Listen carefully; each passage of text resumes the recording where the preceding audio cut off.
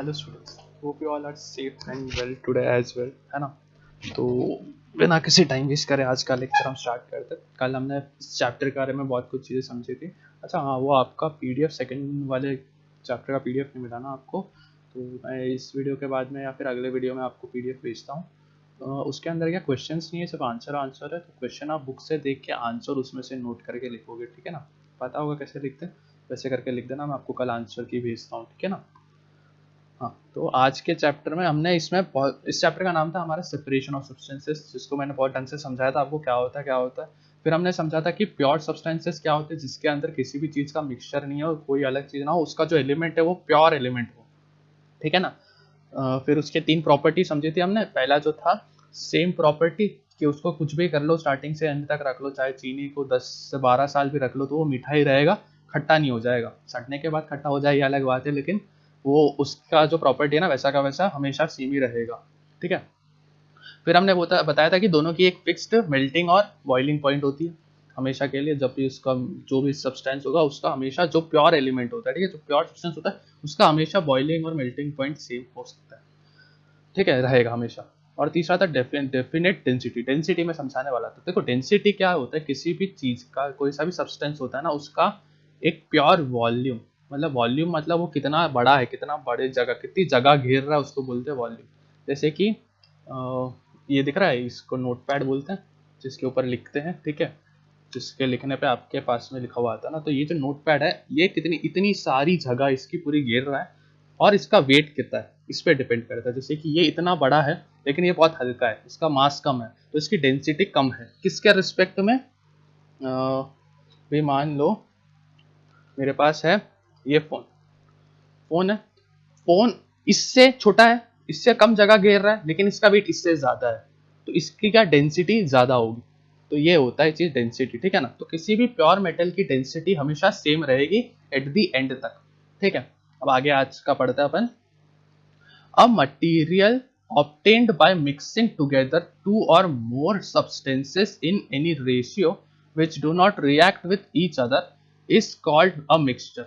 लेकिन ऐसे मटेरियल, ऐसी चीजें जो कि किसी दो या दो से अधिक चीजों के मिलावट से, मिक्स करने से, कॉम्बिनेशन से जो बनती है, उसे कहा जाता है मिक्सचर। MIXTURE, मिक्सचर, ठीक है, दिख नहीं रहा होगा, ठीक है।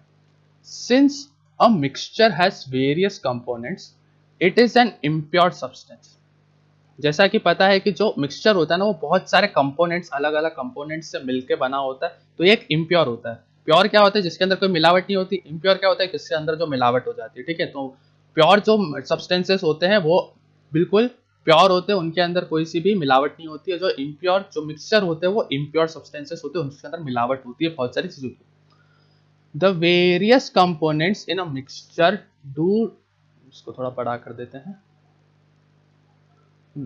do not lose their property। For example, शरबत is a mixture of sugar and water। Sweetness of sugar and fluidity of water are present in शरबत। देखो हाँ, कौन सा एग्जाम्पल दिया इन्होंने। शरबत पिया है कभी आप लोगों ने, है ना, वो जो रोज वाटर वगैरह उसका जो शरबत आता है, उसके अंदर क्या होता है, हम पानी में चीनी और उसका वो शरबत का वो मिला के मिक्स कर देते हैं। चीनी क्या प्रोवाइड करती है? चीनी की प्रॉपर्टी क्या है? मीठा होना, वो हमेशा मीठी रहेगी, तो वो उसमें मीठापन दे देती है।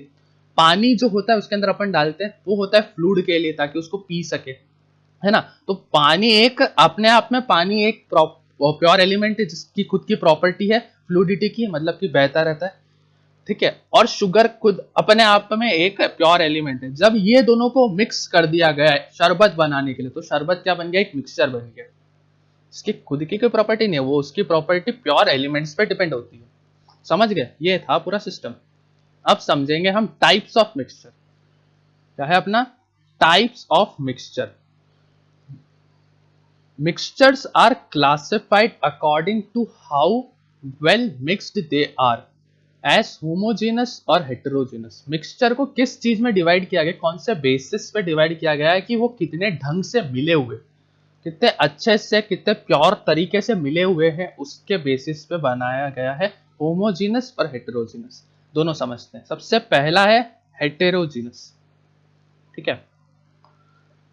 हेटेरोजीनस मतलब समझते हैं, a mixture in which components can be seen by naked eyes or through magnifying glass is known as heterogeneous mixture।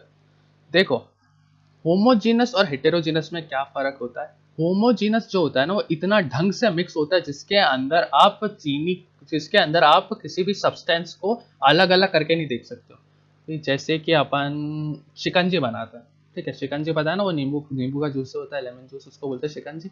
उसके अंदर क्या करते हैं, नींबू को काटते हैं अपन, नींबू को पूरा ऐसे पीस देते हैं चूहो ना ढंग से, फिर उसके अंदर चीनी डालते, फिर पानी डाल के ऐसा मिक्स कर देते हैं।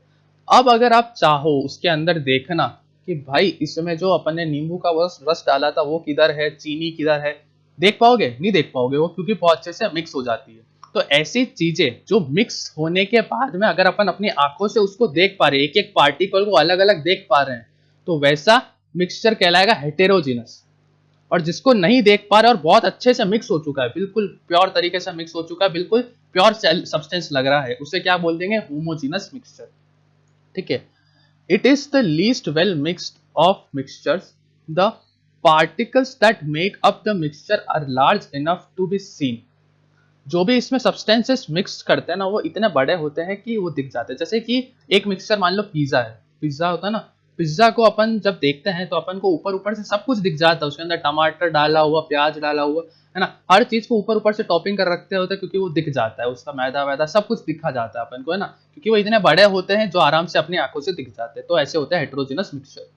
For this reason they are easy to recognise and to separate from mixture. अब अगर किसी चीज को आप ढंग से देख पा रहे हो, अभी शिकंजी के अंदर से आपको मैं बोल दूं कि चीनी अलग कर दो, चीनी अलग कैसे कर सकते हैं? अपन को दिख ही नहीं रहा चीनी किधर है इसमें, है ना। तो होमोजिनस से करना बहुत मुश्किल है, लेकिन हेटेरोजिनस जैसे पिज्जा है, पिज्जा में से हम बोलूं इसमें से प्याज प्याज हटा दो बाकी खा लो, तो निकाल सकते हो ना, ये प्याज पड़ा है इसको निकाल दे, ये प्याज पड़ा है इसको निकाल दे, ये प्याज पड़ा है इसको निकाल दे, आप खा लो, सेपरेट करना आसान हो जाएगा। तो हेटेरोजीनस के अंदर जो कि अपन आराम से देख पाते हैं, रिकॉग्नाइज मतलब करना कि जिसको अपन देख के समझ सकते हैं, है ना, जो अपन को दिख जाता है हेटेरोजीनस मिक्सचर के अंदर, इसीलिए अपन उसको आराम से उसमें से सेपरेट कर सकते हैं, बल्कि होमोजीनस के अंदर बहुत मुश्किल पड़ जाता है। A mixture of wheat and barley, different sized buttons or different types of cones are examples of heterogeneous mixture। ठीक है, व्हीट मतलब रोटी और वो बार्ली का वो जो होता है ना उसको अपन अलग अलग करके बिल्कुल पहचान सकते हैं। ठीक है, ये था इसका एग्जाम्पल। अब है होमोजेनस मिक्सचर। होमोजेनस जो बिल्कुल परफेक्टली जिसको अपन देख नहीं सकते ना। अब mixture in which components can not be seen bye naked eye. Naked eye तो अब समझ में आ गया ना, नेकेड आई का मतलब जो अपनी आंखें है, प्योर आंखों से अपन नहीं देख सकते, माइक्रोस्कोप यूज करना पड़ेगा या मैग्नीफाइंग ग्लास, और through magnifying glass is known as homogeneous mixture. जिसको अपन ना अपनी आंखों से देख सकते ना मैग्नीफाइंग ग्लास यूज करके देख सकते, उन्हें क्या कहा जाता है? Homogeneous mixture. For example sugar solution. Sugar का जो सॉल्यूशन होता है, पानी और चीनी मिक्स कर दो तो चीनी को और शुगर पानी को अलग अलग नहीं किया जा सकता। सोडा वाटर जिसके अंदर कार्बन डाइऑक्साइड और वाटर एक साथ मिक्स होता है, दोनों को अलग नहीं कर सकते। एयर, एयर के अंदर जिसमें सब कुछ एक साथ, अभी जो मेरे आस सामने से हवा जा रही है इसके अंदर ऑक्सीजन, कार्बन डाइऑक्साइड, नाइट्रोजन, पानी, धूल मिट्टी सब कुछ है इसके अंदर, लेकिन मेरे को दिखाई दे रही है कि मेरे को कहीं पे भी दिख रहा है कि भाई इधर से मैं ऑक्सीजन अलग कर दूं, इधर से नाइट्रोजन अलग कर सकता, नहीं हो सकता ना। तो ऐसे मिक्सचर जिनके अंदर अपन ना रिकॉग्नाइज कर सकते हैं ना उसमें से सेपरेट कर सकते हैं, ऐसे जो भी मिक्सचर होते हैं उनको क्या कहा जाता है? Homogeneous mixture. स्टेनलेस स्टील भी, ठीक है। Homogeneous mixture appear, stainless steel जो होता है ना, ऐसा प्योर स्टील जो चीज होती है ना वो प्योर एलिमेंट नहीं होता, उसके अंदर बहुत सारी चीजों के मिक्सचर से बनता है, ठीक है। as if they contain only one substance। जो होमोजेनस होता है मिक्सचर जो होता है ये पूरा एक जैसा दिखता है। अभी शिकंजी बिल्कुल सेम टू सेम, पूरा एक सेम टू सेम दिखता है ना, उसमें चीनी अलग अलग थोड़ी दिखता है, पानी पानी जैसा। If they contain several substances, अगर उसके अंदर बहुत सारे सेवरल सब्सटेंसेस हो तो भी वो एक साथ मिक्स होने के बाद बिल्कुल सेम टू सेम दिखेगा। Homogeneous mixture is also an impure substance. Homogeneous अब दिख नहीं रहा, सब कुछ सेम टू सेम देखने से लग रहा है, लेकिन अपन तो जानते हैं ना उसके अंदर मिक्स किया गया है। अब अगर एक से या ज्यादा दो तीन अलग अलग चीजें मिक्स कर दी तो वो प्योर रहेगा, चाहे वो सेम भी दिख रहा है, लेकिन रहेगा क्या? प्योर थोड़ी रहेगा, इम्प्योर ही रहेगा। तो होमोजेनस मिक्सचर भी एक इम्प्योर होता है। प्रॉपर्टीज मिक्सचर चाहे कोई सा भी, कैसा ही मिक्सचर, होमोजीनस, हेटेरोजीनस, कोई सा ही मिक्सचर ले आओ तुम लोग, अगर वो मिक्सचर है तो वो प्योर तो नहीं हो सकता, इम्प्योर ही होगा। Properties of impure substances differ from that of the pure substance. बिल्कुल सही बात है, इम्प्योर सब्सटेंसेस कभी प्योर सब्सटेंसेस की तरह प्रॉपर्टी शो नहीं कर सकता। For example pure water boils is 100 degree Celsius. जैसे कि प्योर वाटर जो पानी होता है ना, सब बहुत कॉमन सी चीजें सब याद कर लो। जो पानी होता है ना, पानी का बॉइलिंग पॉइंट जिसपे वो वाटर वेपर बन जाता है, वो होता है 100 degree Celsius. If some common salt is mixed in it, अगर इसके अंदर नमक मिला दे, the resulting solution boils at higher temperature. अब कुछ मिला दिया, नमक मिला देंगे ना तो उसका टेम्परेचर बढ़ जाएगा, क्योंकि पहले से पानी था, पानी को बोलने की जरूरत नहीं थी। अब जब चीनी, अब उसने उसके अंदर नमक डाल दिया, अब उस नमक को भी उबालना पड़ेगा, तो वो नमक पानी एक साथ जब उबलेगा तो उसको और ज्यादा टेम्परेचर देना पड़ जाएगा। तो मेल्टिंग और बॉइलिंग पॉइंट भी चेंज हो जाते हैं जब उसको मिक्स कर दिया जाता है, मिक्सचर बना दिया जाता है। अब अपने पास में ये टेबल दे रखा है, कंपोनेंट्स कौन सा किस चीज से बना होता है, ठीक है। सबसे पहला है ब्रास नाम का एक वो होता है, मेटल होता है। वो किससे, सॉलिड स्टेट में होता है, कॉपर और जिंक से मिलके बनता है। सॉइल जो होता है, सॉइल के अंदर तो बहुत सारी चीज होती है, सैंड होती है, क्ले होती है, कीचड़ होता है, नमक है ना, और जो प्लांट्स और एनिमल्स मर जाते हैं काटने के बाद, उनका जो बच जाता है वो सब भी सॉइल में मिलता है। उसके बाद जाके सॉइल बनती है। गन पाउडर जो होता है वो सॉलिड होता है, जिसके अंदर सल्फर, नाइट्रेट और कोल होता है। मिल्क जो अपना लिक्विड होता है ना, जो गाय से मिलता है, उसके अंदर पानी भी, गाय ने पानी भी पिया होगा, चीनी भी खाई होगी, फैट, प्रोटीन, मिनरल ये सब खाया होगा, तो जाके मिल्क बना। सोडा वाटर के अंदर कार्बन डाइऑक्साइड गैस और वाटर, पॉन्ड वाटर के अंदर ये सब मिला होता है, ठीक है ना, समझ गया ना, ये पूरी चीज है इसके अंदर, टेबल इतना खास नहीं, ठीक है।